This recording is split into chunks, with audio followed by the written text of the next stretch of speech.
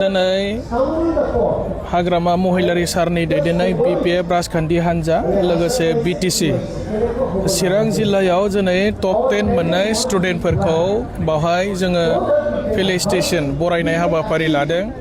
लोगोसे साफा स्टुडेन्टआव माने 20,000 बिथांमोननि एडमिसन लानो थाखाय हाग्रामा सारा बेबस्था खालामनानै होदों। जोङो CBSE आरो सेबा मेट्रिक आरो हायार सेकेन्डारि स्टुडेन्टफोरखौ गासै 116 जन बाहाय बरायनाय जादों। थांखिया बेनो जे जोंना चिरां जिल्लानिफ्रायबो जोंनि स्टुडेन्टफोरा माने गोजौ थाखोनि सोलोंथाइ लानानै बे ओनसोलनि सासे मोजां जाहाथे मानसि जानो हायो।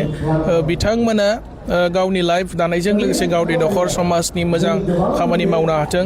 चिरां डिस्ट्रिक्टनि स्टुडेन्टफोरा भबिष्यतआव जाहाथे साइन्टिस्ट जानो हाथों, डक्टर जानो हाथों, इन्जिनियार जानो हाथों, IITCN जानो हाथों बा बायदिसिना रोखोमनि गेदेर डिग्रि लानानै जाहाथे बिथांमोना जोंनि माने BTCनि भबिष्यत जानो हाथों। बे थांखिजों हाग्रामा महिलारि सारा डिस्ट्रिक्ट वाइज जोङो बरायनाय हाबाफारि लादों। दिनै 4थि बरायनाय हाबाफारि आरो जोबनायाव जोङो उदालगुरियाव बरायगोन आरो बेनि अनगायैबो BTC सरकार हिसाबै बे साननैसोनि गेजेराव बरायनाय जागोन। नोंथांमोना ससियेल मिडियायावबो नुबाय थादोंमोन जे 5 लाख थाखा होनायनि खोथा। जाय स्टुडेन्टफोरा माने रिकगनाइज इन्स्टिटिउसन गभर्नमेन्ट इन्स्टिटिउसननिफ्राय मेट्रिकआव टप 10 जायगा आवग्रिनो हागोन, हायार सेकेन्डारियाव टप 10 जायगा आवग्रिनो हागोन, बेबायदि स्टुडेन्टफोरनो सासेयाव 5 लाख थाखा होनानै BTC गभर्नमेन्टआ बरायनो थाखाय रेडि खालामगासिनो दङ।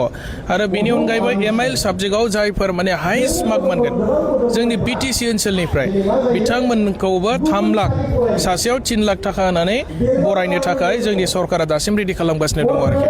बे हाबाफारिया बेयो जोंनि सरकारा बेखौ कन्टिनिउ खालामलांबाय थागोन। दा देग्लायल' बरायगोन बिदि नङा, नेक्स्ट इयारबो बरायनाय जागोन। बेखौ सरकारा जोङो एजेन्डा हिसाबै लाखाबाय आरो पार्टि वाइज डिस्ट्रिक्ट वाइजआव जिथु बरायनाय हाबाफारि जोङो बेखौबो खालामलांबाय थागोन आरोखि।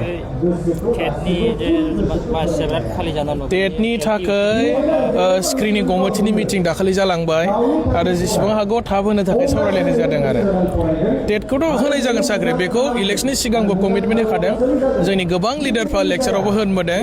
दा जेसेबांखिनि भेकेन्ट पस्ट दङ ओरैनो भेरिफिकेसननि खामानि जाबाय, नोंथांमोनाबो मिथिखागौ। एपइन्टमेन्टनि थाखाय एसे नेबावनांगोन आरो साननैसो स्क्रिनिं कमिटिया बेखौ डिसिसन लागोन।